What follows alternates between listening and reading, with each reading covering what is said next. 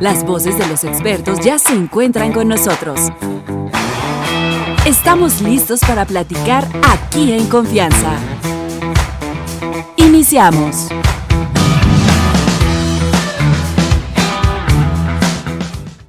Es lo que yo digo, es la perito, eso es lo correcto. Fíjate Marta Puga, bienvenida, buenos días.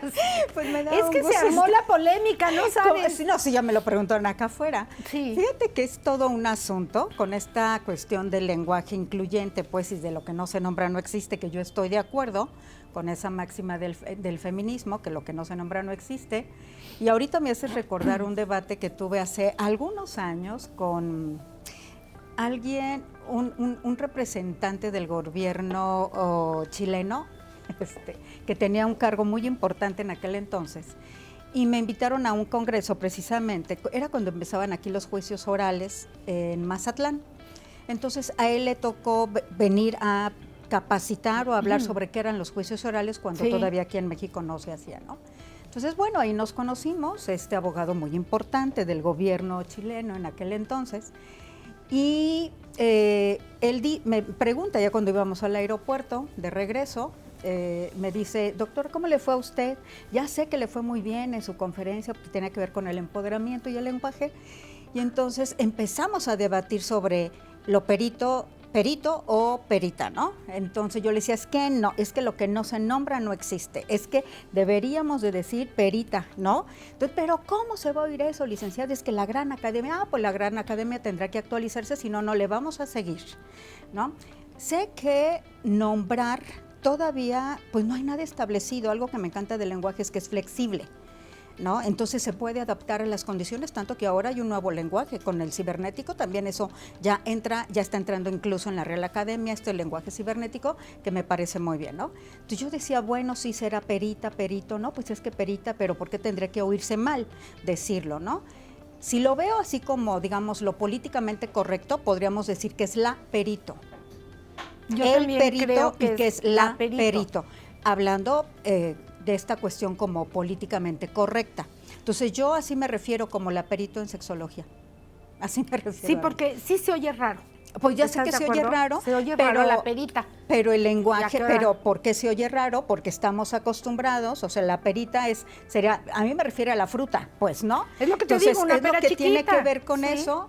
Y creo que tiene que ver con acostumbrarnos a un nuevo lenguaje. A lo mejor ahorita estamos diciendo la perito y en algún momento ya va a ser la perita. Yo creo que sin esto mayor va a cambiar, problema. ¿no? Claro. Y nuevas generaciones oirán muchísimas otras cosas y la Real Academia de la Lengua, pues tendrá que ir pues cambiando. se va adaptando. De hecho, así lo hace. Sí, yo lo que digo es, si hoy por hoy la Real Academia de la Lengua, que es pues con la que nos regimos, dice que esto es así, pues esto es así. Políticamente correcto puedes decirle como quieras, pero hoy por hoy hay cosas que están mal dichas y las decimos todos porque pues así debe ser. Y precisamente la Real Academia se basa en lo que se hace convencional. Claro, por el eso uso y costumbre se van haciendo las reglas, yo estoy totalmente así de acuerdo. Es. Algún día será la perita, hoy es así la es. perito. Okay. ¿Qué hace un perito?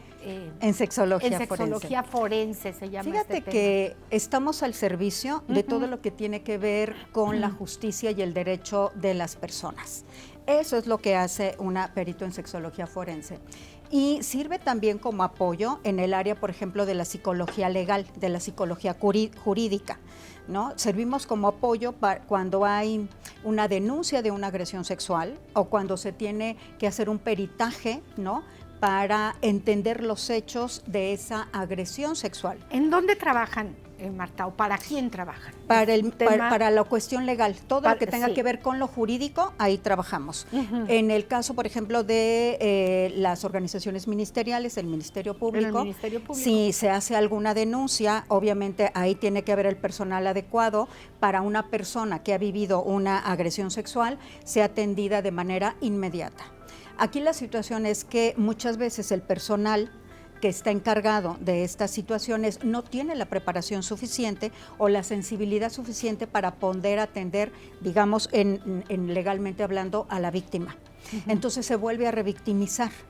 Entonces, nosotros echamos mano, yo como perito en sexología forense, tengo que echar mano, por ejemplo, de la medicina legal, de los médicos o médicas legistas, de los psicólogos, psicólogas legistas, para yo poder, si alguien me solicita mi peritaje, yo tengo que pedir todo el informe.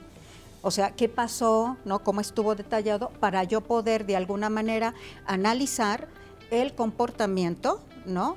Ajá, de las personas o de los que intervinieron en esa situación, para también ver el perfil, por ejemplo, del agresor, ¿no? Y también ver la situación en la que está la víctima y poder dar un acompañamiento psicológico, emocional, sexológico, para que pueda esto llegar a un buen término.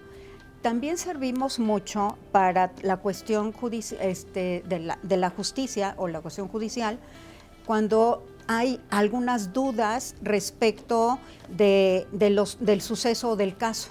Entonces, si hay dudas, nosotros como sexólogos, sexólogas forenses, podemos como de alguna manera dilucidar esas dudas para que se pueda emitir un fallo adecuado.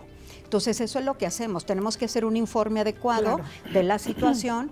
Y con mucha calidad humana. Con mucha calidad humana. Es muy sensible el tema que de ustedes verdad, tocan. Déjame decirte que cuando estuve yo estudiando esto, que fue en una institución que se llama de Hossein Meraki, de manera, pues es una institución privada que ofrece infinidad de cursos de capacitación y actualización en diversos ámbitos, sobre todo en el humanismo.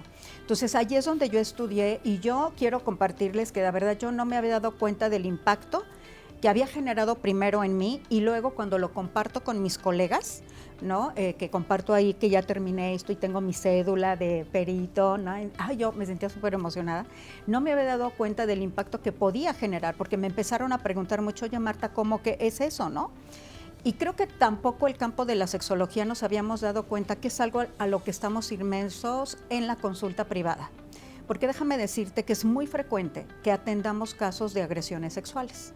Eso es muy frecuente, pero pues se quedaba en, bueno, vamos a ayudar a la persona, a que se sienta mejor, a que tenga una mejor salud física, emocional y sexual. Ahí se quedaba. Sin embargo, yo creo que más de alguna vez nos habíamos enfrentado, o yo sí me había enfrentado, por ejemplo, a ser asesora de psicólogas y psicólogos en jurídica por los peritajes de agresiones sexuales. Entonces me buscaban a mí para asesorarles desde la mirada sexológica, pero yo lo dejaba así, iban conmigo, oye Marta, necesito una asesoría contigo, hacemos la asesoría y se acabó, ¿no? No me fui dando cuenta del impacto, de lo importante que realmente es esto, hasta que una gran amiga mía, que era una de las mejores peritos en violencia aquí en el estado de Querétaro, fallece y parte. Y antes de irse ella, ya me había dicho, oye Marta, sería muy bueno que tú fueras, que estudiaras, que fueras perito y demás. Y yo le decía, ay sí amiga, después, ¿no? Cuando ella fallece me doy cuenta del impacto que genera en mí. Porque yo sí dije, ¿y ahora quién va a acompañar? O sea, yo sé que hay muchísimo personal, no soy la única que nos apasiona nuestro trabajo. Yo dije, bueno, pues lo voy a hacer, ¿no? Entonces empiezo a estudiar y me voy dando cuenta que incluso en la currícula hacía falta la mirada desde la sexología, porque estaba más puesta, sí, en lo legal, porque es fundamental, por supuesto, la medicina legal, la psicología legal, pero la sexología no aparecía solamente en el ámbito de la conducta o de lo orgánico, lo biológico. Pero además estamos hablando de abusos sexuales, exactamente, de violencia sexual. Exactamente. ¿Cómo no aparecía una sexóloga? Exactamente. Yo recuerdo cuando abrieron la Agencia 4 del Ministerio Público, que era de cuestiones de violencia sexual, y habían psicólogas, no habían sexólogas. No, y ahí fue donde yo me di cuenta. Hace 25 o 30 años, no sé cuántos años tenga. Que era muy importante la mirada sexológica para poder tener otra perspectiva de los peritajes. Por ejemplo, lo que tiene que ver, la discriminación por atracción erótica o orientación sexual, la discriminación por ser mujer, la violencia hacia las infancias, adolescencias. El mayor porcentaje, por ejemplo, en México hay un promedio de 600,000 casos de agresiones sexuales al año, donde el 90% son hacia mujeres y un 40% a infancias y adolescencias. Entonces, 600,000. Y esos son de los que se registran. Imagínate cuántos, o sea, estas no son cifras realmente reales, por así decirlo. No se registran, claro, porque que no. Sufren agresiones del papá, del hermano, del tío, y eso calladito. Exactamente, y eso es lo que llega al consultorio. Sí llegan lo otro, o sea, personas que vivieron violación, que vivieron agresiones sexuales, que vivieron acoso sexual, ¿no? O discriminación por el género, ¿no? O lo que ahora le llamamos el bullying, que no es otra cosa más que una agresión. Claro que llegan con eso, y esto es muy cotidiano, decir, incluso la exclusión por ser mujer en el entorno familiar, ¿no? El cuestionamiento, la violencia de pareja, ¿no? Entonces se queda así. Afortunadamente tenemos la ley de acceso a una vida libre de violencia hacia las mujeres, que a mí, fíjate que sí, podemos tener las leyes que quieras, pero hay una gran paradoja. De hecho, en el libro que les compartí hace unos meses, precisamente yo escribí sobre eso, sobre la paradoja de las iniciativas de ley que hacemos las mujeres para que se nos proteja, porque quienes están en los cargos importantes de poder son masculinos. Estamos hablando de este tema que puede ser desconocido para muchos, que es la sexología forense. Así es. ¿Tú atiendes en consulta, en consultorio? Así ¿Vas es. al Ministerio Público? No, fíjate, precisamente por eso, ¿no? Sí. O sea, yo consideraba, pero eso tiene que ver con mi personalidad, con mi forma de ser, que yo necesitaba precisamente tener unos estudios y un documento que a mí me avalara como especialista, como perito. Y varios de mis colegas de la psicología me decían, es que no es necesario, Marta, porque recurrimos a ti con esta mirada del especialista en la sexología. Dice, tú ya podrías hacer muchas. Yo decía, ay, no, porque yo decía, es que la cuestión legal, que esa es una creencia, decías, pues yo no soy abogada, no tengo mucho conocimiento de la cuestión legal, ¿cómo lo voy a hacer, no? Y en estos estudios me di cuenta que sí es importante tener como un ligero conocimiento de hacia dónde va, ¿no? La persona que es perito, pero también confirmé que es cierto, ¿no? Que mi mirada como especialista va a contribuir a que se haga probablemente un mejor peritaje, que haya una mejor decisión por parte del aparato legal para dar un fallo. Eso sí me pareció a mí sumamente importante. Pero también descubrí que ser perito en sexología forense, me di cuenta que es una gran responsabilidad, que tengo que tener mucha agudeza para poder hacer un informe adecuado, porque si yo me equivoco en un punto, una coma, o la palabra no es adecuada, puede, en lugar de ser positivo, puede ser a favor o en contra. Exactamente. Entonces ahí fue cuando ya estaba yo en esta cuestión de lo que habías hecho. Sí, cuando nos estaban dando las clases de lo legal, dije en la torre, dije, ¿en qué bronca me metí? Esto está importante. ¿En qué bronca me metí otra vez? ¿no? Marta, sí, otra vez. Sí. ¿En qué bronca me metí? Digamos los retos. Sí. Marta, si alguien va a tu consultorio que haya sido víctima de una agresión sexual, de una violación, en fin, ¿qué recomendarías? ¿Que vaya cuándo? Porque aparte, no, yo ya después... como perito, por ejemplo, si ella ya hizo la denuncia, obviamente ya tiene que haber un aparato legal que le esté soportando. Entonces, si ella dijera, ¿sabes qué, Marta? O el abogado o la abogada que está siguiendo este caso dice, necesitamos un peritaje por parte de una sexóloga, ahí yo entro.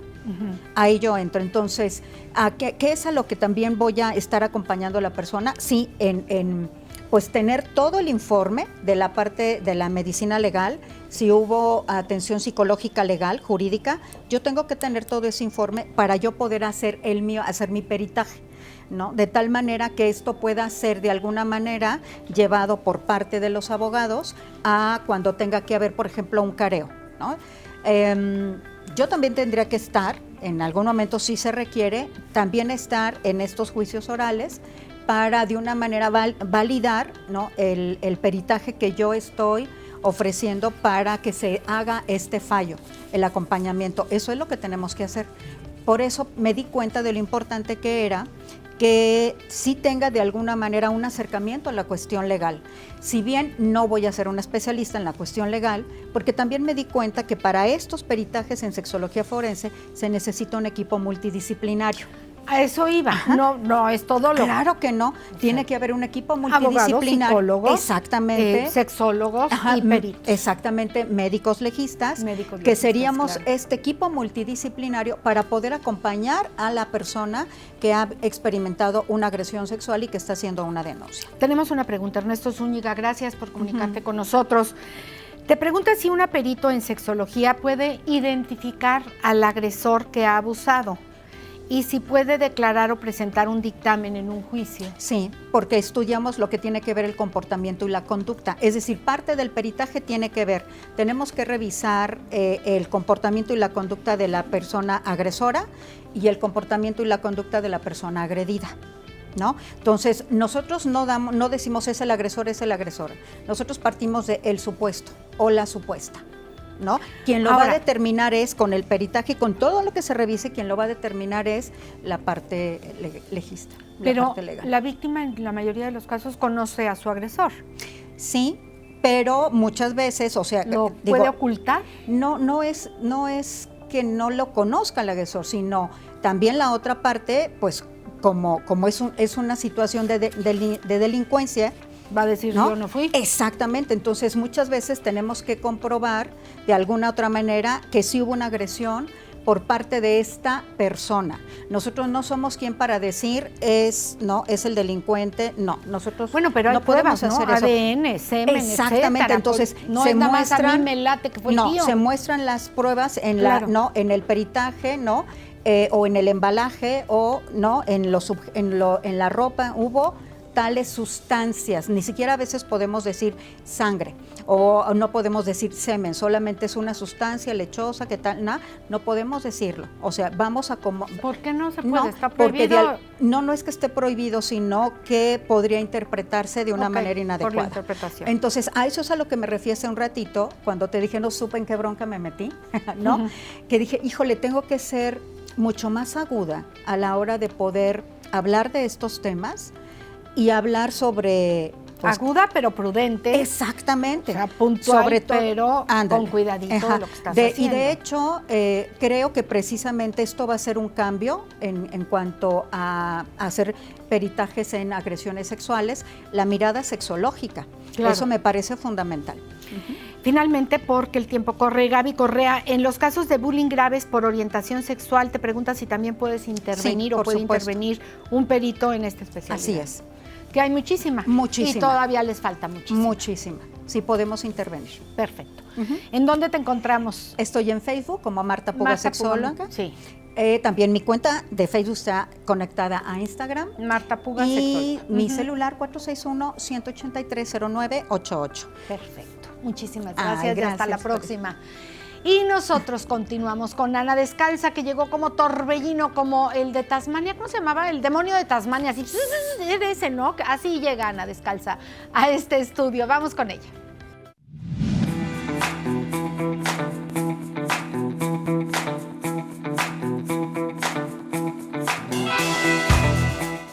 ¿De qué nos vas a contar hoy? Porque tus terminajos ni siquiera los entiendo, para que me entiendas tú.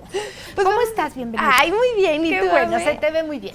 Cuéntanos, ¿de qué se trata el tema de hoy? Hoy vamos a hablar de cómo se crearon los elementos. Todo lo que vemos, todo lo que tocamos, todo lo que sentimos, está hecho de elementos. Y eso lo vemos en la escuela, ¿no? De la tabla periódica y no sé qué. Pero ¿cómo es que se forman? ¿Por qué lo que está aquí? ¿Y por qué de todos los elementos que existen, que son un chorro, solamente unos cuantos son los que forman a los seres vivos? Son preguntas interesantísimas que nos hemos hecho a lo largo de muchos años. Que jugábamos de niños, ¿no? Metal, animal o vegetal. ¿No? Cuando ¿te acuerdas? ¿Nunca jugaste eso? No, pero a ver, platícame. Era padrísimo. Suena increíble. Uno de la familia o con los que estaban jugando pensabas en algo. Entonces yo decía, pues yo estoy pensando en la planta. Ajá. Entonces no podías decir más que hacer puras preguntas. Y la persona que había pensado en aquel objeto, nada más podía contestar sí o no. Entonces tú decías, ¿animal? Y yo te decía, no. ¿Mineral? No. ¿Vegetal? Sí, hasta que era una planta. Ese era el juego, pero luego habían cosas muy complicadas. Por ejemplo, alguien una vez dijo la cerilla y dices, ¿para qué pensé eso? ¿De qué está hecho? ¿Es animal? ¿No es animal? En fin, es interesante el jueguito. Pero padrísimo, bueno. Deberíamos jugarlo un día. Sí, un día hay que jugar. En el corte. Ándale, a ver si nos da tiempo. Pero entonces, de algún lado sale todo. Sí, se piensa que todo tuvo origen en esta famosísima explosión del Big Bang. Sí. ¿No? Entonces, como puntito de masa condensada y energía principalmente explota y entonces empieza a dispersar. Y en ese tiempo pues es complicado porque era muy denso lo que apenas estaba empezando a expandir. Pero se piensa que, por ejemplo, los primeros elementos salen de ahí, el helio y el hidrógeno, y entonces estos empiezan a formar estrellas. Muchos cientos de millones de años después de la explosión, se generan estas nubes de gas que fusionan elementos. El Sol, por ejemplo, es una estrella y ahí podemos ver esta interacción de la fusión de elementos, ¿no? Tenemos helio e hidrógeno y lo que hacen es generar que los núcleos se peguen tanto, ¡pum!, que se fusionan. Y esa fusión, esa generación, genera un montón de energía. Un átomo que esté en esa explosión gigantesca, en ese lugar tan denso que es el centro de las estrellas, tarda cientos o miles de años en poder salir de esa estrella. Un átomo. Cuando un fotón sale, por ejemplo, que pasa del Sol a la Tierra, sabemos que tarda 8 minutos en atravesar el espacio, que es muchísimo, ¿no? O sea, va rapidísimo. Así es, pero para haber salido del Sol pudo haber tardado 1000 años. Ay, qué barbaridad. Pero para llegar a la Tierra 8 minutos. ¿Por qué? Porque está rebotando y está moviéndose ahí en esa masa enorme. Pero, a ver, tenemos helio e hidrógeno y se piensa que tal vez algunos elementos más pesados también se pueden generar en las estrellas justamente por este proceso de fusión, como el oxígeno, como el litio, pero además algunos un poquito más como el hierro, pero ese es el más pesado que se puede formar en una estrella. Pero ¿cómo es que tenemos tantos elementos en la tabla periódica en realidad? Para que se pueda hacer una fusión de elementos más pesados, entonces necesitas una supernova. Y yo creo que todos hemos escuchado en alguna vez la palabra supernova, ¿no? Es la explosión de una estrella. Imagínate cuánta energía tiene eso, así es brutal. Que ahora le ponen el nombre a muchas cosas, ¿no? El de supernova.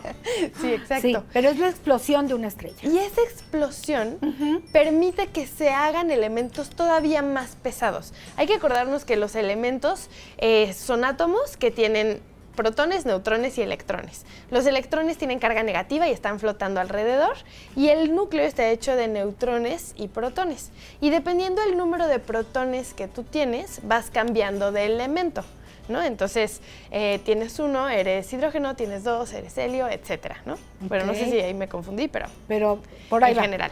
Te creemos. Y va subiendo ese peso del núcleo, y entonces, conforme también suben los protones, los neutrones suelen ir más o menos a la par, aunque pueden variar, y entonces ahí tenemos diferentes variantes del mismo elemento, pero lo que va determinando es ese elemento. Pero si tú fusionas los núcleos, si tú logras que dos átomos se junten, que es muy difícil, porque acordémonos que los electrones se están rodeando con carga negativa, y negativo pues no se juntan. Y tienen mucho movimiento, quiero pensar. Sí. Okay. Necesitas mucha fuerza para que esa repulsión que tenemos, ¡fum!, se logre unir, ¿no? Como si fuera un imán. Ajá, y que los núcleos se fusionen. Imagínate, y luego ahí también está positivo y positivo, y también hay una repulsión. Entonces, o sea, esto es muy difícil que se dé. Solamente en una supernova que tiene muchísima energía puedes lograr tener elementos pesados. Entonces se sabe, por ejemplo, que el oro viene a fuerzas de una supernova. O sea que tú ahorita tienes en tu oreja colgado el producto de una explosión estelar que se dio hace ¿sabe cuántos años? Okay. Colgado en tu cuello o adentro de tu celular, en los microchips. No sabemos. Estás teniendo elementos que surgieron, casi estamos seguros, iba a decir forzosamente, pero no, pero muy probablemente de la explosión de una estrella antigua. Esto está loquísimo de pensar. Está loquísimo porque estaba yo pensando en cosas sintéticas, pero lo sintético finalmente también sale o tuvo su origen en esa explosión. Por supuesto. Los elementos pesados. Que lo sintético caiga de dónde, ¿no? Digo, viene de China, pero hay que saber cómo allá también lo sacaron. Claro, y entonces, o sea, lo vivo sí tiene exactamente el mismo origen. Esos elementos, el oxígeno, por ejemplo, sí se puede generar en estrellas. Y cuando hay una estrella en formación, ya cuando hay una supernova, pues fue el final de esa estrella, ¿no? Pero luego se generan nuevas estrellas con este polvo cósmico que se empieza a agrupar. Con los pedacitos que salieron. Empieza a girar. Sí, la formación de planetas, por ejemplo, es una estrella que empieza a girar, y ese giro que por gravedad empieza a generar un disco de polvo a su alrededor, así como si fueran los anillos de Saturno, haz de cuenta. Pero ese polvo son un montón de rocas, de elementos, y van chocando poco a poco. Y ese choque va generando planetas. Y esos planetas comienzan a girar alrededor de la estrella. Entonces, los elementos presentes en esa supernova, en esa nube de polvo, son los que al final van a empezar a formar esos planetas. Entonces, todo lo que existe en nuestro planeta, en la Tierra, es lo que existió de una explosión estelar.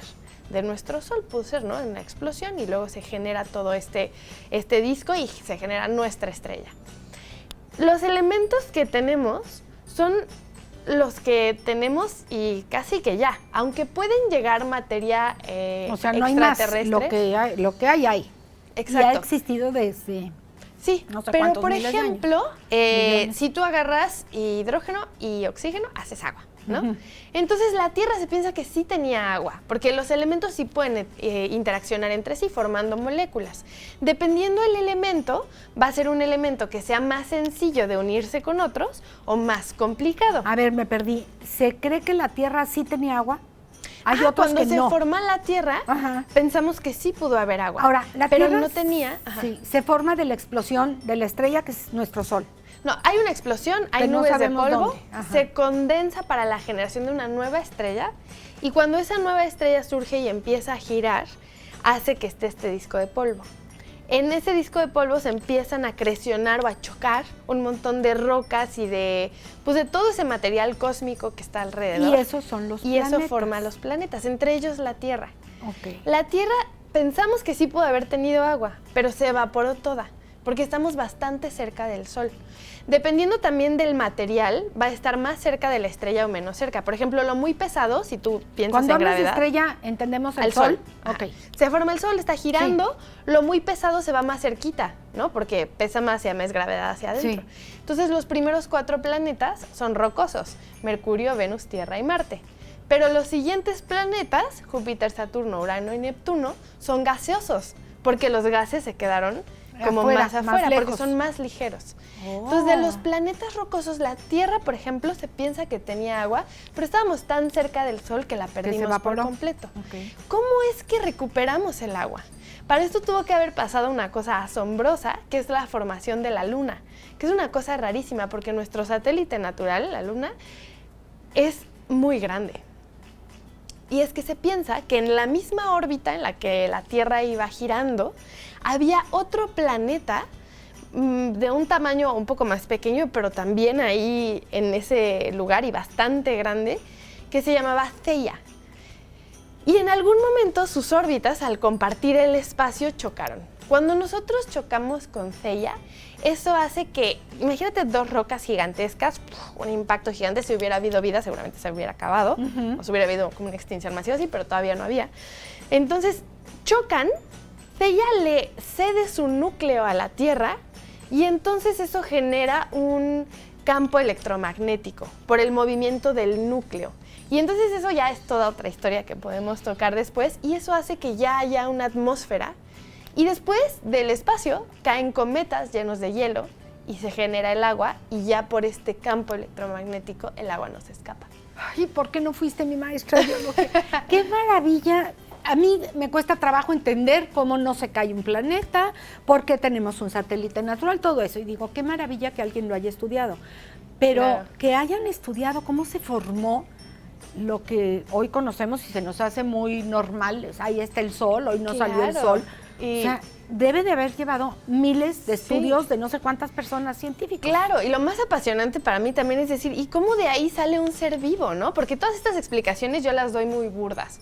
Raúl Conde seguramente nos puede hablar mucho mejor de todas estas cosas del espacio, pero ¿cómo pasamos de todos esos elementos que existen, de todas estas moléculas que se fueron formando, a un ser vivo? eso es realmente apasionante. Espero Sí, que ¿cómo surgió los la que nos piedra? escuchan lo quieran investigar, o si no, que esperen a que un día Que toquemos el esperen. tema. Continuaremos con este tema. Ana Descalza, muchísimas gracias, corazón. Te seguimos en tus redes y en tu canal de YouTube. Todo como Ana Descalza. Todo Ana Descalza, muchísimas gracias. Y nosotros vamos a hablar de teatro. Fíjense que hay una obra que se llama Los Insurgentes y está con nosotros Gustavo Domínguez Flores, que es actor de esta obra y nos viene a platicar justamente de ella. Con esto continuamos.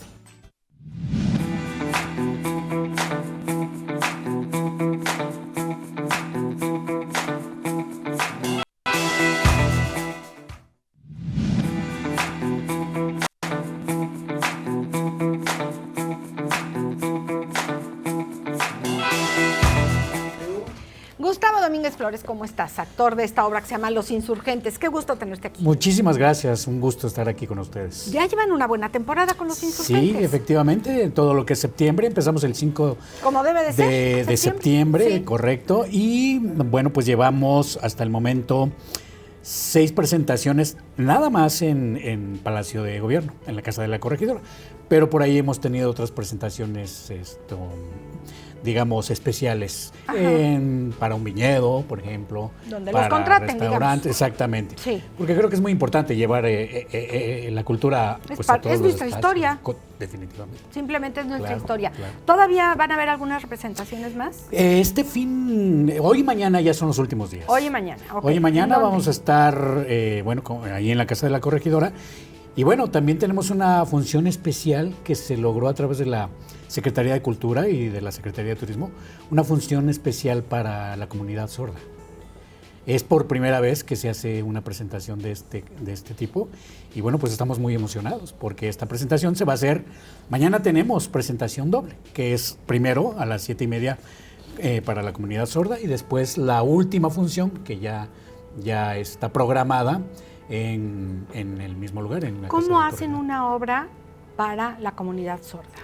¿Hay traductores? ¿Hay Sí, varios para cada efectivamente. personaje? Según entiendo, va a haber tres intérpretes. Ok. Nosotros vamos a hacer la función, la vamos a correr tal cual, y va a haber 3 intérpretes ubicados estratégicamente en el escenario, inclusive bien iluminados, para que la comunidad sorda pueda hacer su lectura, ¿no? También Interpretar será en el Palacio. Sí, efectivamente, mañana.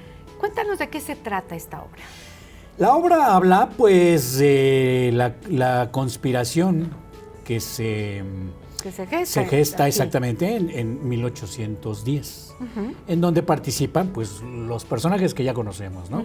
Josefa, el corregidor, yo interpreto al corregidor, están Allende, obviamente, el cura Hidalgo y muchos más.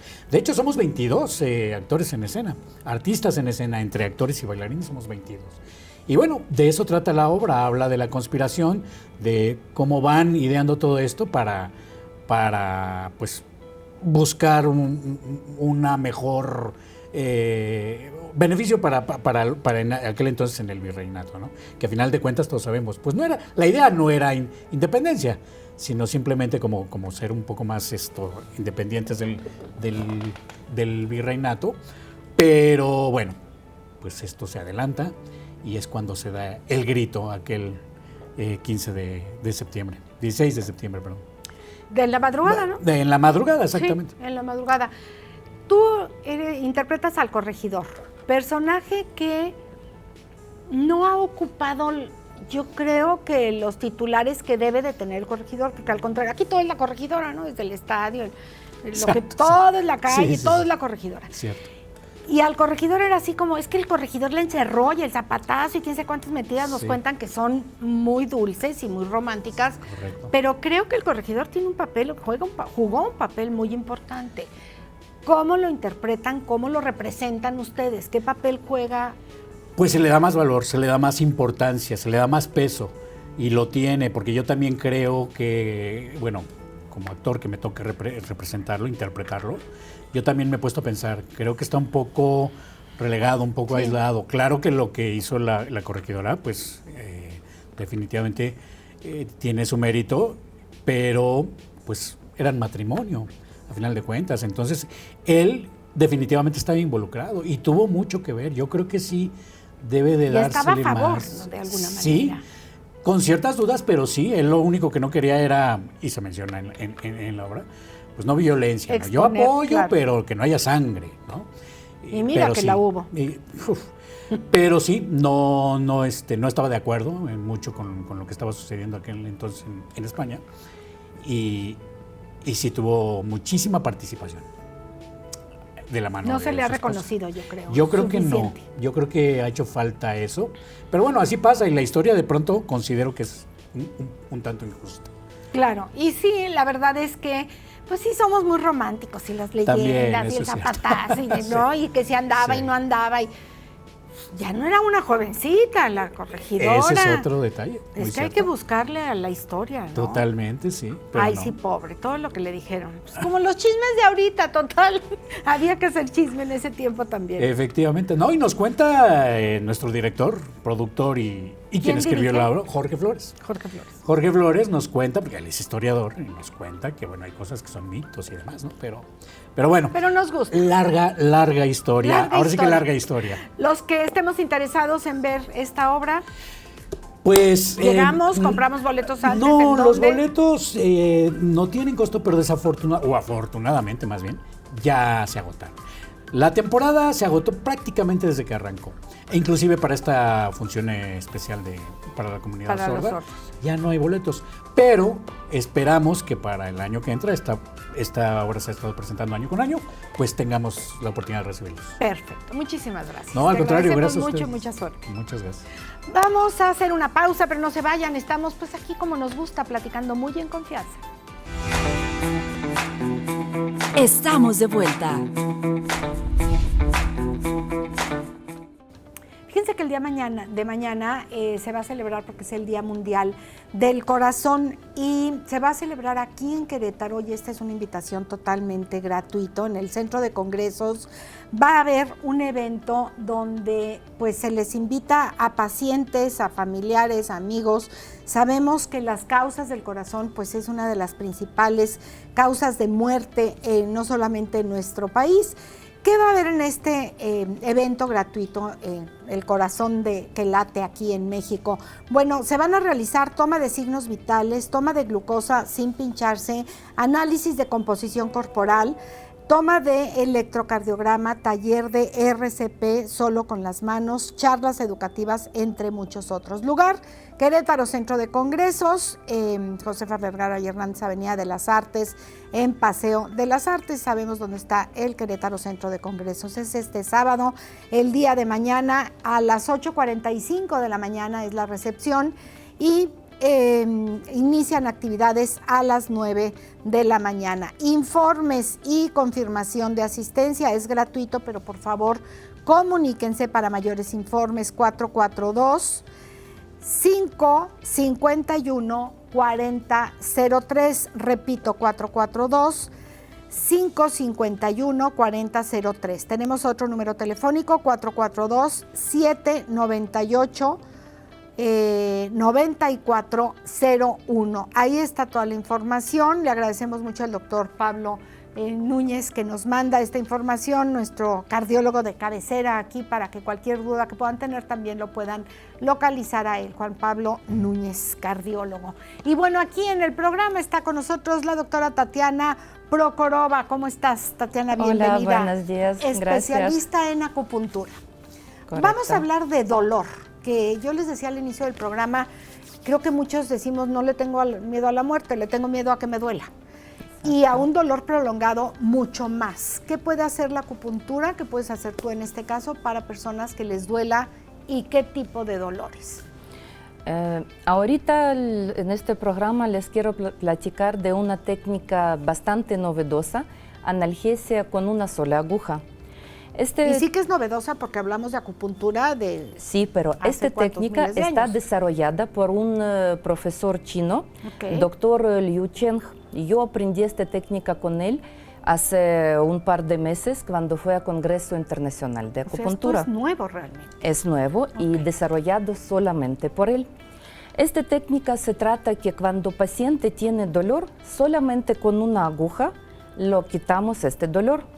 Necesitamos, dependiendo del dolor, de 3 a 5 sesiones máximo para que el paciente olvide del dolor. Lo más interesante que acupuntura tradicional estamos usando 6, 8, 10 agujas en varias partes del cuerpo para quitar el dolor. También funciona. Pero aquí es con una sola aguja y lo que está interesante que si dolor es de cintura para arriba, es un solo punto en el pie. Y si es dolor de cintura para abajo, es un solo punto en muñeca de la mano. Te pones aguja, dices que paciente, por ejemplo, si es dolor de la rodilla, vimos en congreso, estoy aplicando a mis pacientes, por ejemplo, tengo una paciente que vino, señora, con dolor de la rodilla con bastón. Le pongo una aguja solamente aquí en la muñeca, estimulo, porque es importante no solamente poner aguja, lograr efecto de toque o de un calambre. ¿Cómo se estimula? Se mete varias Poniendo veces, aguja poniendo y empezando a moverla. Ajá. Muy importante saber anatomía y localización del punto, porque si no estás en el punto, no tienes conocimiento exacto, esta técnica si no te te va a equivocas por milímetros ya no te va a funcionar. Ok. Entonces pongo a esta señora aguja en la muñeca, digo que señora por favor camina, ella no me cree que puede caminar sin bastón y después le pido hasta sentadillas. Dice, es una maravilla, no puedo creer que ya puedo hacer sentadillas sin dolor de las rodillas. Ok. Tatiana, tú dices de la cintura para arriba se pone la aguja en el pie, En el pie. punto que ustedes saben. ¿Es lo mismo? Bueno, no es lo mismo, pero quiero saber si es la misma técnica.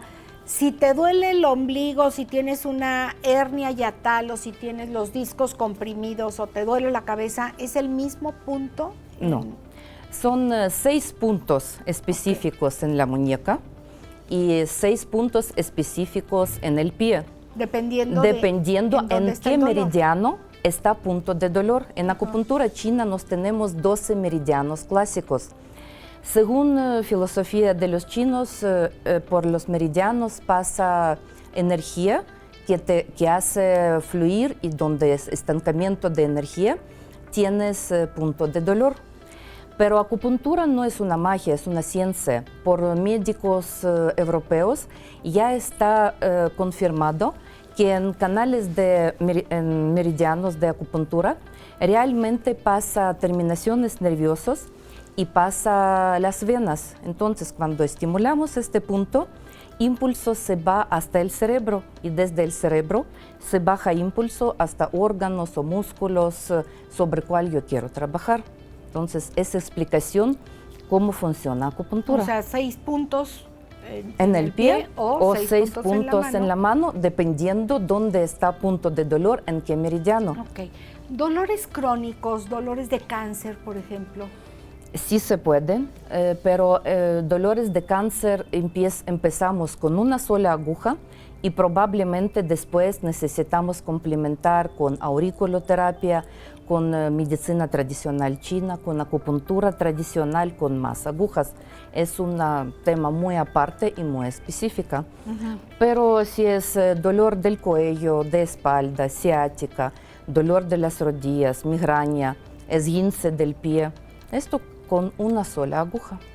Migraña, que es el sí, mal tengo muchos pacientes. Sí. Dolor de nervio trigémino también, es un dolor muy fuerte. ¿Qué tanto metes de la aguja? Sí, depende de dónde voy a poner aguja. Si hablamos de una sola aguja en pie o en mano, es medio centímetro, nada más. Si estamos hablando en acupuntura tradicional china, si yo tengo que trabajar en el abdomen o en la pierna, es 1 centímetro, 1,5 centímetros. Hay agujas de diferente longitud y tamaño. ¿Y hay que dejarla mucho tiempo? Porque tú dices, hay que estimular. Y luego se quita y ya, o se deja ¿cuánto tiempo? Si estoy trabajando con una sola aguja, pongo 2 estímulos, 9 minutos. Si dolor no se quita por completo, otros 9 minutos. Máximo es 27 minutos que dejo aguja en un punto o en varios puntos en el cuerpo. Estimulando esos 9, Sí. ¿qué? ¿27 minutos dijiste? No, 9 minutos, 9 minutos. 2 estímulos y paciente camina. Después pasa 9 minutos, otra vez 2 estímulos y otra vez paciente O sea, camina. realmente es una sesión de media hora, digamos. Sí, media hora, sí, nada más. ¿Funciona en niños también o hay algún requisito de edad? No, para nada. Niños a partir de 5 o 6 años sin problema trabajo con agujas. Niños menor de edad con digitopuntura, porque sí... Les va a doler y no se van a dejar. Exacto. Aunque niños son bastante buenos pacientes. Sí, a veces son mejores que los adultos. Eso Problemas emocionales, por ejemplo, o de salud mental, ansiedad, depresión, ¿les pudiera servir? Sí, por supuesto, pero es con acupuntura clásica, con puede La ser tradicional china. 6, 8, 9 agujas que pongo en varias partes del cuerpo. Y funciona excelente porque acupuntura principalmente a qué sirve, a cómo influye el sistema nervioso central y periférica. Entonces, problemas emocionales, el sistema nervioso central da excelentes resultados. Nos logramos bajar medicamentos que pacientes toman por muchos años. Y es también ventaja. Y claro, y yo me imagino que una de las recomendaciones es no dejar los medicamentos hasta ver el resultado. Nos ¿O estamos qué les bajando sugieres? poco a poco. Poco a poco. De golpe no se puede dejar medicamento. Los bajamos poco a poco hasta que el paciente quede sin medicamento. Pero también estamos en contacto con su médico, no que yo prescrito y digo, vamos a quitar medicamentos. Estamos en contacto con su doctor y ya estamos bajando poco a poco cuando vemos los resultados. ¿Cuáles son los dolores para los cuales más les puede servir esto? Pensaba, por ejemplo, en enfermedades. No sé si para enfermedades sirva, por ejemplo, diabéticos. Diabéticos prácticamente no tiene dolor. O sea, esto es para dolor realmente, no para bajar o para colesterol o cosas de ese tipo. Sí, también se influye el sistema endocrino, pero es acupuntura. También no es la de una sola aguja. No, o sea, no, la de no, una no. sola aguja es para dolor únicamente. Por eso se llama esta técnica analgesia con una sola aguja. Es muy efectivo que ves al momento. Yo cuando fue a este congreso, mi hija me acompañó y durmió mal. Próximo día no pudo mover su cuello. Tiene 14 años. Hay que probar en ella. Era el primer paciente. Entonces, poniendo aguja, en 2, 3, menos, yo creo que 1 minuto, 2 minutos. ¡Qué maravilla! Ella dice, mamá, no me duele. ¿De qué material está hecha la aguja? Es de acero. De acero. De acero. ¿Es el mismo material que las agujas de acupuntura china? Sí. Todas son de acero. Sí, viene de China. Existen agujas y más balines en la oreja de oro y de plata. Tiene diferente función. Cuando pongo balines de plata es para sedar. Sedar es bajar dolor y molestia. Y balines de oro es para tonificar el cuerpo. Cuando falta de energía, cuando el paciente se siente depresivo, con tristeza. Esto sí es tonificación y con balines de oro. Pero en el cuerpo trabajamos con agujas de acero. Son desechables. Personas, ahorita que dijiste de falta de energía, que tengan problema con la tiroides, ¿puede funcionar? Sí, trabajamos. ¿Los de la oreja?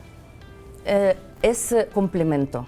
Principalmente cuerpo y oreja es complemento. O sea, tú principalmente haces acupuntura china. Sí, acupuntura y igual la auriculoterapia. Y auriculoterapia. ¿Es como prima hermana la auriculoterapia de la medicina, de la acupuntura china? Sí, se estudia más. Son los puntos, pues, de dolor. De la oreja. De la oreja. No solamente de dolor. Son puntos cuando hay problemas de corazón, punto, por ejemplo, es uno de los principales, se llama Shenmen en chino, es punto cuando ponemos a pacientes con ansiedad, con insomnio, con algún tipo de nerviosismo. También hay punto de diente que está aquí en la oreja. ¿Cómo de diente? ¿De problemas dentales? Okay. Cuando tiene dolor de diente. Ajá.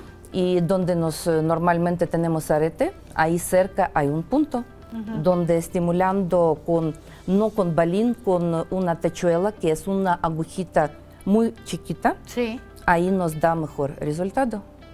Es cierto que tenemos un punto que es para el dolor de cabeza, que está, si ustedes abren la mano, estiran la mano entre el dedo gordo y el índice, ¿es verdad esto? Sí, es punto intestino grueso 4. lo localiza cuando cierra la mano, Sí. aquí donde está el pliegue. Ajá. Terminando el pliegue, aquí está el punto. Ok. Lo puedes... Pero a veces duele mucho. Tiene que ¿cuándo? doler. Ah, Tiene que doler. Sí. Es que una vez me dolía la cabeza y alguien me dijo, a ver, préstame la mano. Y le dije, no, pues ahora me duele la mano. Tiene Pero sí que se me doler. quitó. Claro, Sí. tiene que doler y Ok. tienes que tocar hasta el hueso y haciendo un movimiento contra el reloj para Ok. bajar el dolor. Para el otro Eso lado. se llama digitopuntura. ¿Ya te pusiste? ¿Te dolió? Pero no te dolía la cabeza, ¿como para qué? Es que tendríamos que volver, o bueno, no sé si volver o empezar a tener diferentes alternativas para quitar dolores y para mejorar nuestra salud, porque estamos cada vez más acostumbrados a tomar medicamento A pastillas. que no nos va A favorecer. a favorecer, porque tarde o temprano alguien decía, algún médico lo oí decir, todos los medicamentos tienen un resultado favorable, pero todos tienen una contraindicación. Exacto. Tatiana, pues te agradecemos mucho. Teléfono, por favor, ¿en dónde te Gracias. encontramos? Estoy en Torre Médica del Sur Sí. y teléfono 442-688-4916. Perfecto. Aquí les espero. Muchísimas gracias, Tatiana, te agradecemos Gracias. mucho. Y nosotros continuamos con Ricardo Escobedo. Fíjense que nos va a platicar de la propiedad intelectual. Con él hemos estado hablando de derechos de autor, así es que continuamos con él.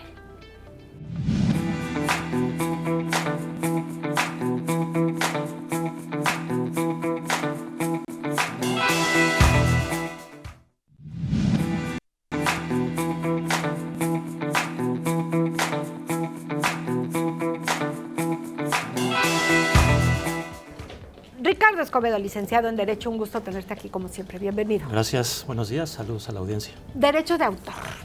Y hoy vamos a platicar de la propiedad intelectual. ¿A qué te refieres con propiedad intelectual? ¿Qué abarca? De hecho, el tema de propiedad intelectual es bastante amplio. Sí. Si nos podemos dar cuenta, por ejemplo, aquí estamos rodeados totalmente de propiedad intelectual. Lo que son, por ejemplo, las cámaras, lo que son los sillones, todo este estampado, todo eso es propiedad intelectual. Puede haber marcas, puede haber tema de patentes, puede haber protección de franquicias, secretos industriales, por ejemplo. Eso es tema de propiedad intelectual. O Además, sea, alguien que inventa algo o que hace algo de cierta manera, ¿eso se registra como derecho de autor o por qué sería propiedad intelectual? propiedad intelectual es la parte genérica, digamos, y ya el derecho de autor es una rama de la propiedad intelectual. Exactamente. Ok. Ujú. Entonces, realmente es muy amplio, mucha gente desconoce realmente que puede proteger sus invenciones, sus obras, por ejemplo, pero es importante que sí conozcan que pueden proteger. Incluso, por ejemplo, es muy común y está de moda el tema de las redes sociales, los videos que se suben a redes sociales o a plataformas digitales para monetizar. Todo eso está protegido por derechos de autor y esas obras en todo momento se pueden proteger. Por ejemplo, yo como autor de una obra o de un video que subo a una plataforma, puedo solicitar el retiro de ese video sin que la plataforma me exija que lo mantenga ahí y puedo irme a otra plataforma. Si es que en otra plataforma, por ejemplo, me conviene más que esté ese video. Entonces, el tema de derechos de autor pues realmente es muy amplio. A ver, Carlos, si alguien hace un video y lo sube a las redes y otro copia ese video o lo reenvía a otra persona, ¿está cometiendo una falta? Sí, no? bueno, de entrada no tiene el derecho a reproducir el video, de entrada, y mucho menos utilizarlo en otra plataforma. No puede, y si no lo utiliza en otra plataforma, tampoco lo puede divulgar de otra manera. Por ejemplo, alguien que descarga una conferencia y organiza su propia conferencia y lo publica en un salón, por ejemplo, de un hotel, no puede hacerlo. O sea, tiene el límite a usar esa información. Lo puede hacer nada más para uso personal, pero no lo puede hacer para un uso comercial. Esa es una diferencia. Si no está protegido por derechos de autor, ¿cómo saber si está protegido o no? Porque tocaste un tema muy conocido. Tú haces una conferencia y al ratito te la piratean, ¿no? Sí. Como decimos vulgarmente, y ya lo mismo que dijiste, hasta las mismas diapositivas a veces ves que otra persona ya lo está haciendo. ¿Tendríamos que los autores proteger nuestra conferencia, nuestro libro, nuestro lo que sea. De hecho, la ley nos señala Sí. que la protección por sí misma existe, aunque no exista un registro. Ok. Esto es porque pues, realmente es muy amplio y se protege la actividad inventiva de la persona. Lógicamente, es mucho mejor tener un registro, un título de indautor, o en dado caso del INPI, si se trata, por ejemplo, de marca, de franquicia, de patente. Es muy importante tenerlo porque finalmente da más certidumbre. Pero el hecho de no registrar una obra, aún así, la ley lo protege. Entonces, puede darse el caso que alguien pintó pues, un cuadro, alguien se lo compra y esta persona que se lo compra dice, se empieza a ostentar, por ejemplo, como autor. Yo lo hice, Ajá. yo lo pinté. Entonces, el autor original puede tomar la decisión de reclamar que se le reconozca como autor, aun y cuando pues, el dueño de esa obra ya sea otra persona porque se la vendió. Pero la ley, bueno, y hablando Pero tienes que sí. demostrar que tú lo pintaste. Sí, hay que demostrar. ¿De qué manera lo puedes demostrar? Sí, hay que demostrar, por ejemplo, en ese supuesto, pues tengo que demostrar que soy pintor, que a lo mejor se entran en peritajes de habilidades con relación a ver, quiero que A tú ver, pintes, pinta. sí, exactamente, y a lo mejor va a empezar a pintar y pues lógicamente se va a ver diferente la calidad, ¿no? Entonces sí hay manera, testigos, por ejemplo, hay manera, es preferible que haya un título de registro, pero aún así la ley sí nos protege aún y cuando no tengamos un registro. ¿En dónde hay que asegurar esto? ¿En dónde hay que pues registrarlo? Se registra ante la marca. ¿Depende si es marca? Depende si es marca, depende si es derecho de autor. El tema de derecho de autor es ante INDAUTOR, que es Instituto Nacional de Derechos de Autor. La marca es ante el INPI, Instituto Mexicano de la Propiedad Intelectual Industrial, y es con ellos con quienes se lleva a cabo el trámite. De hecho, ya se puede hacer en línea, en ambos casos se puede hacer en línea y es muy sencillo. Tú mencionaste que aquí en el estudio estamos rodeados Sí. de cosas que tendrían que estar certificadas de alguna Protegidas. manera, protegidas. Por ejemplo, las cámaras. ¿Cómo proteges una cámara? Una cámara realmente pues son varios componentes. No propiamente quien usa la cámara es el titular, nada más es el dueño para el uso de esos instrumentos, pero tienen sus dueños de derechos de propiedad intelectual. Por ejemplo, la pantalla puede pertenecer a una persona, los lentes a otra persona, me refiero a una empresa, persona o empresa. Las bases pueden pertenecer a otra y simplemente pues hacen acuerdos para que se haga una sola unidad y se pueda usar y comercializar y ellos, por ejemplo, se reparten esas ganancias. Pero realmente sí, prácticamente todo está protegido por ya sea propiedad intelectual, derechos de autor. Vamos, por ejemplo, a un súper y vemos que todo está rodeado de marcas, todo está protegido. E incluso en muchas ocasiones no se permite la comercialización si no se tiene un título, por ejemplo, de registro de marca. Igual de patente, secreto industrial es una excepción porque precisamente es un secreto. El secreto industrial es interesante. Ese no lo puedes proteger. Ese no se protege. ¿Por qué? Porque al momento que se proteja, digamos, o se haga público, pasa eso. Ya lo estoy haciendo público, ya lo estoy dando a conocer y ya no es un secreto. Entonces, el secreto industrial es, guardo mi fórmula, por ejemplo, que es lo más conocido. Guardo mi fórmula en una caja de seguridad y esa es la manera de proteger el secreto industrial. Entonces, es interesante porque mucha gente empieza a divulgar, por ejemplo, sus ideas y puede ocurrir que alguien se las tome ventaja, se las apropie. Se las roben más. Sí, exactamente. Se ve frecuentemente. Sí. Cuando es una idea, ¿yo puedo proteger la idea? Cuando es una idea no se puede proteger. Okay. Lo que son las ideas, los modelos de negocio, a mí se me ocurre un negocio, por ejemplo, se me ocurre un esquema, no se puede proteger, siempre debe de estar materializado en algo. Claro, Sí. porque alguien puede decir, es que yo tuve la idea antes que fulanito, sí, pero no la llevaste a cabo. Exactamente. No a lo se mejor puede- te lo platicaste y te copió la idea y él sí lo hizo realidad. Exactamente, no se puede proteger hasta el momento en que se materialice. Hasta ahí es cuando surge la protección y surgen derechos económicos también. Hablábamos en la otra ocasión que existen derechos morales y derechos patrimoniales.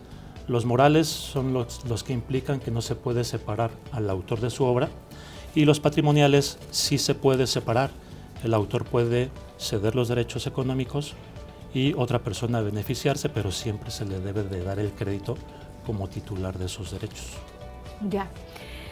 ¿Qué tan fácil es proteger nuestras obras? Es sencillo, realmente hay que presentar la obra y piden datos personales, básicamente datos de identificación, edad, CURP, RFC, básicamente eso, y es muy sencillo hacer la gestión. Hay que renovar esta, no sé si es una licencia, esta protección. Tema de derechos de autor no se renueva, se hace un solo registro y este derecho dura la vida del autor más 100 años. Temas, por ejemplo, de marca son renovables cada 10 años, secretos industriales pues no se protegen directamente como en un registro, y el tema de patentes sí hay que proteger. Perfecto. Ricardo Escobedo, muchísimas gracias. ¿Dónde podemos ponernos en contacto contigo? Y si usted es autor de una obra o de una idea que ya llevó a cabo, bueno, pues a protegerla, porque sí se siente muy feíto que luego te roben lo que tanto trabajo te pudo haber costado. Sí, pueden contactarnos a través de nuestro sitio smartjurídico.com y el domicilio es Yuca 341 Arboledas, teléfono 442-128-0818. 442-128-0818. Ricardo, muchísimas gracias. Hasta la próxima. Hacemos una pausa, no se vaya, estamos aquí en Confianza. Estamos de vuelta. Miriam Hernández está con nosotros esta mañana. Ella es estetocosmetóloga. ¿Cómo estás, Miriam? Bienvenida. Un gusto tenerte aquí. Y vamos a hablar de limpiezas faciales. Yo creo que siempre ha sido algo muy importante, pero hoy en día con la cantidad de lo que respiramos por la piel, de contaminación, lo que comemos, etcétera. ¿Cuáles son los beneficios de una limpieza y de cuidarnos la piel? Amelia, buenos días. Bienvenida, corazón. Claro, es un tema importante para hombres, para mujeres, para todos. ¿Por qué es importante una limpieza facial y un skincare y un cuidado de la piel? Bueno, la piel se tiene que limpiar diariamente, a veces de una manera superficial y a veces de una manera más profunda, que es donde los invito a que vayan al spa. Entran ustedes, claro. Exactamente, para hacer una exfoliación más profunda. Hay mucha variedad de exfoliantes y de aparatología que hace que tu piel pueda dar, aparte de lucir bonita, el beneficio de que te vayas a dormir con unos poros limpios, entonces tu crema de noche que te pones, realmente tu piel la va a absorber. Claro, si tienes ahí toda la contaminación pegada, y bueno, no se puede. Cuando nos desmaquillamos, que muchos tenemos la costumbre de hacerlo, te das cuenta cómo sale el algodoncito, el pado con lo que te limpias, que dices, uy, claro, todo esto estaba en mi piel y cuánto tiempo, cuántas horas lo tuve durante el día. Así es. Entonces, bueno, eso es lo que yo vengo a platicarte. Una limpieza facial es un tratamiento que te tienes que hacer una vez al mes. Sí o sí, porque entonces, ¿sabes qué? Va a pasar los años y tú vas a decir, siento mi piel muy bonita. A comparación de mis compañeras de secundaria y de prepa, yo estoy mucho mejor. Uno puede llegar a decir eso. Te dicen, ¿qué te haces? Pues me limpio, me cuido mi cara. Por lo menos me limpio la piel. Así es, así es. Cuéntame de aparatología, porque habemos quienes pues nos la limpiamos y ya, y de repente vamos a un facial que, por cierto, tiene unas manos de esta mujer, para que les platico, la delicia del masaje, porque es un facial apapachado, ¿no? Que es diferente. Pero los aparatos hoy en día hacen milagros por la piel. Sobre todo, te comentaba yo la vez que me hiciste favor de darme este facial maravilloso, que habemos quienes no somos partidarias del bisturí. O sea, yo respeto muchísimo, pero yo lo inyectado y las agresiones a mi pielecita me dan miedo, es la verdad. Entonces, si usted tiene botox, colágeno, lo que usted quiera poner, está perfecto, pero si le gusta cuidar la piel y que alguien la cuide y que haya aparatos que te puedan mejorar la calidad de piel sin agresiones, mucho mejor. ¿Qué hacen los aparatos que tú manejas? Claro, tengo diferentes aparatos, pero vamos a ver como los más básicos. Una vez entrando en cabina, hacemos un análisis de la piel y empezamos, por ejemplo, limpiamos nuestra carita, tonificamos, hacemos una exfoliación y empieza primero el vapor. El vapor nos va a ayudar para abrir los poros, para poder hacer una limpieza de impurezas. Después del vapor nos vamos a otro aparato que se llama alta frecuencia. Este aparatito de alta frecuencia nos ayuda muchísimo para el ozono, genera ozono y lo que hace es, lo rojo que te pudo haber quedado la cara de la extracción, baja esa rojez, es bactericida, es fungicida. Después de ahí nos podemos ir a aplicar una ampolleta con un aparato que se llama galvánica. Esta es una corriente que hace que el producto penetre. También tenemos radiofrecuencia. La radiofrecuencia es ahorita de lo que más usamos. Es por medio de calor, Sí. con ondas de calor, hace que tu piel produzca elastina y colágeno que se van perdiendo a partir de los 25 años se empieza a perder, pero se empieza a notar hasta a los 30, 35 es cuando ya dices, ¿qué le está Sí, pasando porque a a mi los carita? 25 dices, ay, no estoy Estoy estupenda. perfecta, pero espérense, van a ver. pero a los 25 se empieza Sí. a dejar en un porcentaje mínimo de Ahora, producir. estos aparatos los utilizas dependiendo el tipo de piel, dependiendo cada la persona, tipo de piel. cada necesidad, digamos. Tenemos hidrafacial, tenemos microdermabrasión, la radiofrecuencia, diferentes aparatos para cada necesidad y cada piel. No se puede poner a una piel muy fina, muy delgadita, un tratamiento de microdermabrasión. Tal vez le pudiera llegar a irritar o a lastimar, pero hay otras opciones, que es precisamente la radiofrecuencia, que es un calor muy suave que se pone en cara, cuello, y tú puedes ver una diferencia desde la primera sesión. Danos recomendaciones especiales o recomendaciones específicas si queremos cuidar nuestra piel en casa. Bueno, es bien sencillo. La verdad es que nadie se puede ir a dormir con la cara, aún las personas que me han dicho, es que yo no me maquillo. No te maquillas, pero andas en el medio ambiente, hay de todo. ¿Por qué se hacen los puntos negros? Es grasita que al contacto con el aire se oxida y se pone negrito, por eso es el punto negro. Pero luego se te meten hasta Exactamente, donde no. y aparte de eso, si tú te dejas todas esas impurezas, el poro se va haciendo grande, se va dilatando, porque siempre está esa grasa ahí. Entonces en la noche hay que lavarnos la cara todos los días, te maquilles o no, es limpiar tu carita con cualquier tipo de Hay muchos hay limpiadores. muchos, hay cremas, hay geles, la exfoliación en casa 1 o 2 veces por semana. ¿Cómo tónico. debe de ser la exfoliación? La exfoliación en casa. ¿Con una crema exfoliante? Hay muchos Hay tipos también muchos. de exfoliantes. Sí. Entonces, ¿qué es lo que tienes que hacer? 2 veces a la semana como máximo, porque también te puedes Te llegar irrita. a irritar. Limpias tu cara, incluso que no se les olvide cuello y pecho, porque es muy importante. Sí. Limpiar tu carita y tonificarla. El tónico te sirve para seguir equilibrando el pH que uno tiene. Contorno de ojos, tu crema y a dormir. Ahora, ¿hay tónicos diferentes para diferente tipo de piel o todas las pieles pueden usar el mismo tónico? Hay para todo tipo de piel. Y presupuestos también. Ajá, hay algunos que son para todo tipo de piel, pero hay gente que tiene la piel sumamente grasa, entonces sí hay que poner un tónico precisamente para su piel. Hay quien la tiene seca, pues hay que humectarle, pero sí, el tónico es importante antes de una crema, siempre. Antes de una crema. O sea, lo muy básico es limpio mi cara, la tonifico, contorno, crema y filtro solar. Son 5 pasos que siempre hay que ponernos en nuestro rostro, siempre. No está tan difícil. Facilísimo, 5 Limpieza, pasitos. tónico, ¿qué más? Limpio, tonifico, contorno de ojos, Contorno de nuestro ojos. humectante Ajá. y nuestro filtro solar. Ok. Y en la noche, pues bueno, no nos ponemos filtro y ahí es donde puede entrar un producto. Todo mundo tenemos de alguna u otra manera manchitas en la piel porque andamos en el medio ambiente. Te puedes poner entonces ¿Y ya es que el sol manche, cada vez mancha más? un tratamientito para las pigmentaciones que uno tiene. Qué bueno que Suero. mencionaste que esto es para mujeres y para hombres, porque antes era como la zona reservada a las damas y el hombre, ¿cómo crees que voy a ir a hacerme un facial? Qué bueno que se lo hagan. Los hombres ya cada vez se hacen más Sí. limpiezas faciales y la verdad es que les gusta ponerse sus cremas. Yo Claro, tengo sí. en el spa clientes Yo que tengo amigos son- que me recomiendan cremas. muy Mira, esta buenos está clientes. buenísima. Ajá, Sí. así es. Oye, duda personal. ¿En dónde se tienen que poner? Bueno, obviamente en la cara los hombres, pero los que no tienen pelo, o sea, los pelones, ¿hasta dónde hay algún cuidado para la pelona?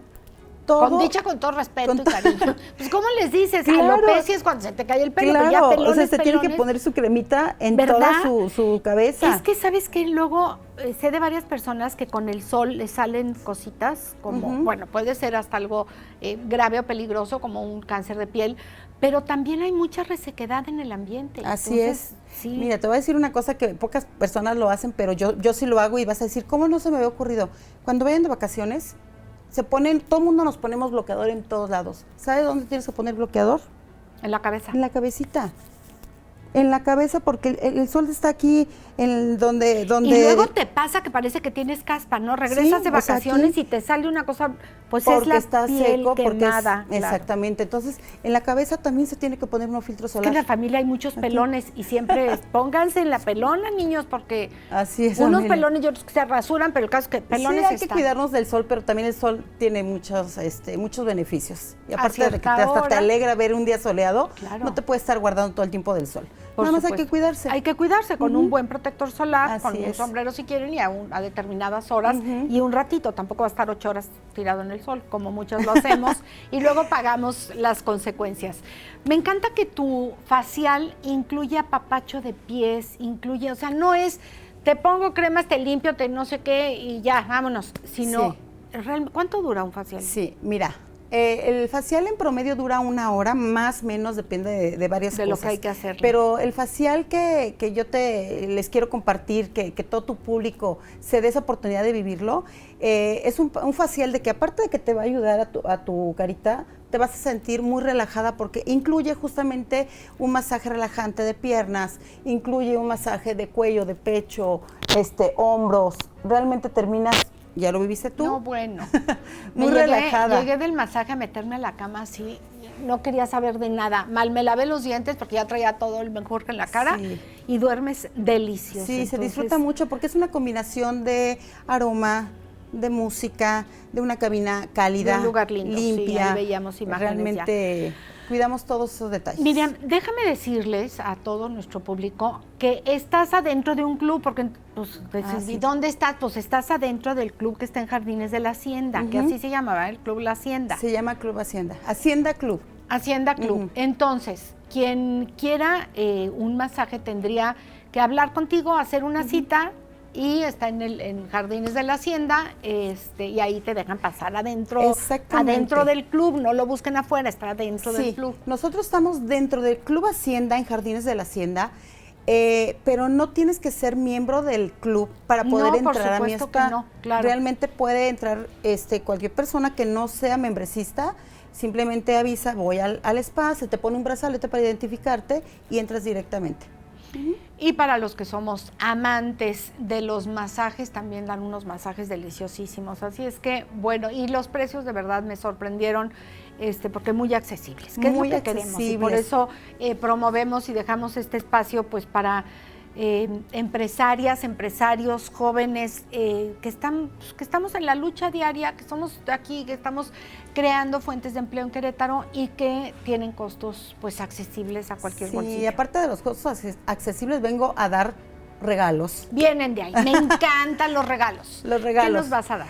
Les voy a regalar un masaje relajante a las personas que se comuniquen. Yo creo que los teléfonos van a aparecer o si no se los paso ahorita. Pásame el teléfono, por favor. El teléfono, bueno, al 4422 71 2509. 71 2509. Ok. Yo voy a regalar 10 masajes relajantes a las personas que me compren una limpieza facial, que el precio es súper accesible, tú ya lo dijiste, ya lo viviste. Quien haga la cita va a tener de regalo un masaje relajante. No, bueno, qué barbaridad. Pues es casi como el 2x1. Claro, y es que lo que quiero es que conozcan las dos cosas. Es que hay gente que me dice, oye, es que a mí no me encanta el facial, pero te voy a dar también masaje. Entonces, se va a balancear. Fíjate que yo no era de las que me encantaban los faciales, pero ya me encantó. Hagan la prueba porque sí está delicioso. Qué bárbara. Qué bárbara. Deliciosísimo. Siempre. 4422 71 2509. Las primeras 10 personas que escriban se van así, apúntenle y digan yo quiero un facial a un costo. Que me escriban WhatsApp un WhatsApp o que te hable, o que te escriban. Que gusten, que me hablen, que me de parte escriban, de Amelia, y con muchísimo gusto van a tener un masaje corporal gratis en la compra del facial. Y otra cosa importante que sí quiero mencionar, Amelia, porque es muy importante, es simplemente que el personal que yo tengo es cosmetólogas certificadas, incluyéndome a mí. Sí, por supuesto. No somos de tomar un curso de 3 meses e empezar a trabajar en cabina. No, y bueno, ¿cuántos años tienes de experiencia? Yo tengo 30 años.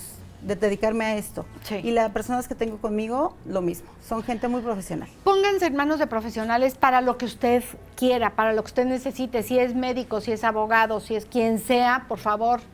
¿Puede usted decir, a ver, enséñame tu papelito, habla, ¿no? Están Enséñame. colgados, sí. Están colgados, Ajá. claro, no hay nada que esconder. Muchísimas gracias, Miriam Hernández. Fue un gusto, Amelia. Gracias, el gusto es mío. Estamos de vuelta.